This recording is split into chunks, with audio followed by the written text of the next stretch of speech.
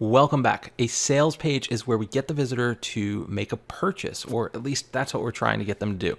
Now, sometimes this actually happens across multiple pages along what's called the checkout funnel or the purchase funnel, but the decision to buy the product or service has to start somewhere. So that's why we'll focus on sales pages that have a call to action to buy something. So let's look at some real examples of sales pages. Okay, here's the first sales page we're going to look at. And again, this is a familiar one because we've mentioned it earlier in the course when I was explaining the different types of landing pages. This was one of the examples given. So this is for a product called Hustle Case. And what it is, it's basically a whiteboard that you can attach to your laptop case. So it's a pretty cool idea. And I could see this being very popular in Silicon Valley and with tech startups and that type of stuff, where you might need a whiteboard with you wherever you go. So a very simple page. Again, this one's being used as their landing page and their home page. So it's sort of a 2-in-1. So I'm giving them a little bit of leeway because they do have some other links here, like social links and stuff like that. But again, for the purposes of this video, we really want to focus on the different elements that are in place, the copy, the way that the page answers the 7 questions every landing page should answer. So in that case, I think they're doing a really good job here. So they have this headline, ideas need action to grow. So I wouldn't say it's the best headline because it doesn't tell me what is being sold, but it's interesting because it talks about ideas. And when you think of whiteboards, ideas are certainly a big part of it. So I think that's the angle that they're trying to play up, is that this helps you create or define your ideas in a new way. And then it says here, sketch your ideas into action with Hustle Case. So that's much more descriptive. So I think this is a good example of how you can pair a headline with a subhead, where you let the headline sort of introduce this overall idea, and then you really firm it up and define it with the subheadline. So they work very well together. And a common A/B test that I've seen a lot of folks try is you could always just switch the subhead with the headline if you want to, just give it a shot. It's a good test to run if you have enough traffic. But basically, yeah, imagine if this was the main headline. So sketch your ideas into action with Hustle Case, and then it says down here, ideas need action to grow. That would be your subhead. It's interesting and something to test. What I like about this page is they have a video. When you click on it, it auto plays in a light box. So I think that's well done, and it loads very quickly. What I also like about the desktop version is you can see these trust icons above the fold. Now on mobile, you can't. As you scroll down, in fact, I don't think they're visible at all. Yeah, so that's interesting. I don't know why you would not want to show the trust icons on mobile, because I think that's a really important part of the page. But at least you can see the call to action button here. They have this nice free shipping for US orders offer here. When you click on it, it just scrolls you down to the actual product. And so let's scroll down a little bit. It tells you some features of the product, what you can do with it. I like that they're using a bulleted list here, so it's easy to consume. They give you some different use case ideas. And then they have this testimonial, which is great. It's worked into the page pretty flawlessly in terms of a design style, where they have this mosaic tile structure. And then another testimonial, and then the actual purchase area where you have these different choices you can make. You can see some reviews here, and pretty simple. FAQ section. I mean, there's not much to not like about this page. It's simple, and I think it makes sense for what they're offering, because it's not a very expensive product. It's an easy to understand product once you see it, especially if you watch the video. And it's a clean page, and it looks good on mobile. It loads fast. So I think we'll leave it at that for Hustle Case, and we will move on to the next sales page. Okay, here we are with the second sales page that we'll be looking at, and this one's for a book. And I wanted to include a landing page for a book because I know a lot of the folks who are taking this course are interested in either writing a book or promoting their existing book, and a landing page is a crucial step in that process. So here, this book is called Free PR. You can see that plain and simple with this book cover. This is really important to have the tangible item that you're getting be present above the fold. And the only thing that seems off about this above the fold section, though, is there's no logo or no source of who's behind this page. And I thought that was strange, because mostly you would expect there to be some type of logo or call to action or something here in the header. So it just seems kind of empty there. Especially for a book on PR, you would expect it to be associated with some type of firm or agency or something. What I do like, though, is the colors and the overall style as we scroll down the page. The use of really just 3 colors, yellow, black, and white. Very well done, with a few other colors thrown in. But it's a clean page. As we look at the headline, it says, "Grow your business without paying for ads." Very good use of a well-known headline formula. They're offering this benefit, and then they have this without part, which is sort of the qualifier, which helps show how this is going to teach you something that's different. Because we've all seen headlines that say things like, grow your business, improve your life, but that doesn't tell me how this is different. What's the hook here is without paying for ads. Now people are wondering, oh wow, this is something different. And then they see the title, Free PR. Okay, now I get what this is doing. And this #1 bestseller, it's great, but again, I would try to qualify that somewhere. Where is it the #1 bestseller? Is it on Amazon? Is it on the New York Times? Anyone can just say they're the #1 bestseller, but how do you qualify that statement? Then you have this Buy Now button. Easy to see, clear. It's right in the middle of the page. Can't really miss it.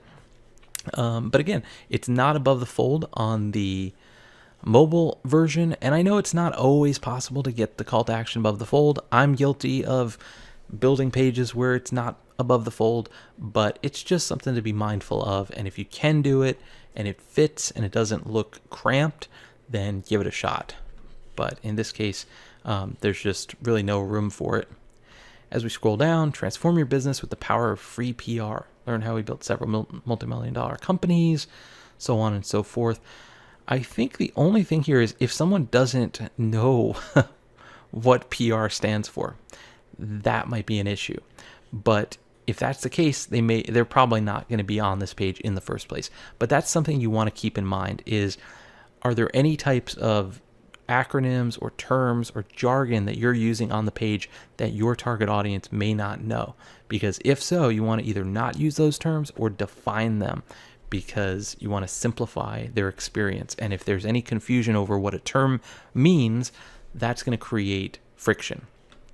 As we scroll down, there's an interesting use of trust icons here, because it says get your company featured in. So if you didn't read this, you might imagine that this book was featured on these different platforms or these different sites. But really what they're just saying is that if you read the book, you can get your company featured on these sites. So I thought that was a really creative use of trust icons, because a lot of people are just going to scroll and see this and say, oh, wow, okay, this is a really credible page because they're associated with these brands. But in this case, it doesn't seem like they are. It just seems like they're saying you could get your company featured in one of these channels. Then you have these testimonials. And again, here we go with the scrolling behavior, which I'm not a fan of. I think it would be better just to have maybe 3 or 6 testimonials that are static. But I like how they're designed, where it's short and they have the headshot, the name, and the position for each. That really helps create the sense of authenticity that these are real testimonials. And then you have this be ready to be a PR expert, get the first chapter for free. So that's interesting. So instead of just buying the book right away, you can get this first chapter free. So this is like a secondary call to action that's more of a lead gen call to action instead of just purchasing the book outright. Then of course you have the author sections, very important.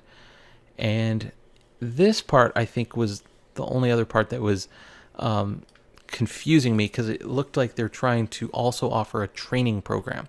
So it's tough to get a page to do more than one thing, or a landing page to get more than to get it to do more than one thing. So in this case, they have the get online training and the buy now.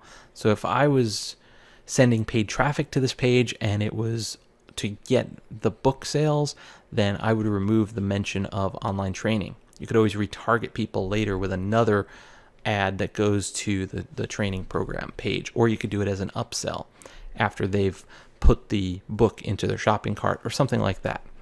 Okay, here we are with the next sales page to look at, and this one is for the Guardian newspaper. This is their subscription page for folks who are browsing from the United States.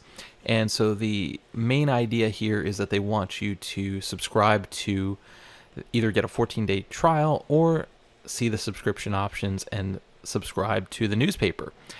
The first thing you're probably going to notice is there's a lot going on this page, and they have this privacy widget or overlay down here at the bottom, and you can see just how much space that takes up on mobile especially. And I don't know for you, but for me, the first thing I noticed was this button that says, I'm okay with that.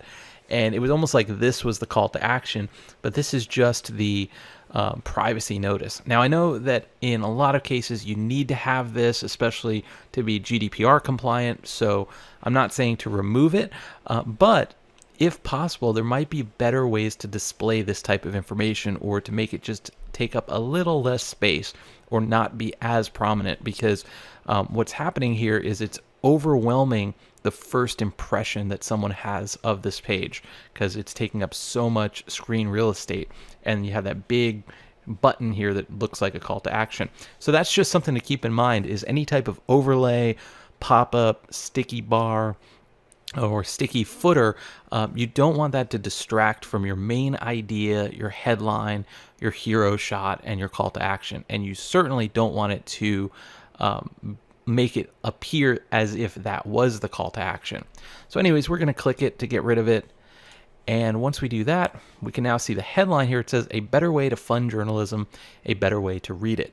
Okay, not a terrible headline, but not super descriptive either.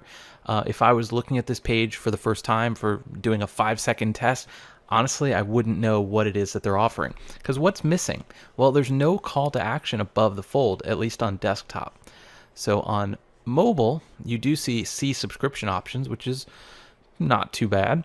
The other thing is you have this moving graphic here, which, I mean, it looks cool from a design standpoint, but I think it's just, you got so much going on here with the colors, with the graphics.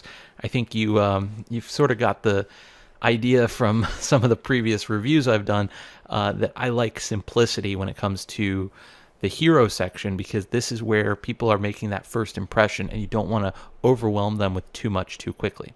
So anyways, as we scroll down, we could see here, again, there's a lot of different colors going on, and there's no dominant color for the call to action, because the call to action button is yellow, but also you have yellow everywhere else throughout the page.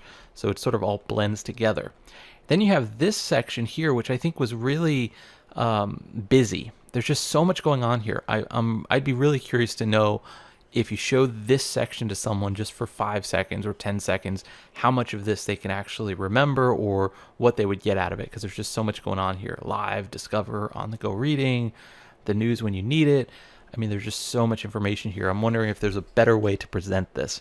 So from a usability standpoint, maybe there's some things to test there. Then you have subscribe to the digital pack today. Choose how you'd like to pay, monthly or annually. And this is interesting because it's almost like this should be on step 2, right? Because now you're basically giving the reader, or giving the visitor, multiple things to consider. So not only do they have to make the decision, do I want to subscribe to The Guardian, but now at the same time, they have to also decide, do I want monthly or annual in terms of how I'm going to subscribe. So this is where I think it would be good to test maybe a 2-step process, where step 1, just simplify it. Make it, do I want to subscribe or do I not want to subscribe? And then on step 2, you can get into monthly versus annually. But again, maybe this is something they're testing, and there's a lot to be said there, but this could be an interesting test, because you don't want to overwhelm the visitor with too many decisions on that very first page. I like that they mentioned you can cancel your subscription at any time. This is a good line to have on any type of page where you have like a free trial or you have to put in your credit card for a trial. If you offer this type of cancellation or anything like that, it's always good to mention it. Just like when we were talking about e-commerce pages and how you should mention what your shipping terms are, and you don't want there to be any hidden costs or hidden surprises for the visitor. The same goes with these types of subscription services. You want to make sure that people know if they're getting locked into anything. And then down here at the bottom, you can see there's a pretty lengthy footer, but there's no call to action down here. So especially on the mobile layout, if someone were to scroll all the way to the bottom, you really wouldn't know what you're doing or what you should do next. So I would repeat the call to action. And then there's some other things that I think are missing here. Testimonials I think would be really nice, just so that people who are not too familiar with The Guardian, like myself, I'm not that familiar with it, maybe that way they would understand what it is that they can get out of this newspaper versus some others that are on the market. And then for a big brand like this, where people sort of know the name, maybe they feel like there's no need for trust logos. But in my opinion, trust logos can certainly help almost every page. And for a company like this, I'm sure they could dig up some really compelling trust logos to add somewhere, like partners that they've worked with, or there's just so many things, maybe awards they've received, something related to investigative journalism. But I think some trust indicators would certainly help. And if you don't have any trust indicators, you could always do things like take this phrase, you can cancel your subscription at any time, and sort of turn that into a trust icon or make it look more trustworthy.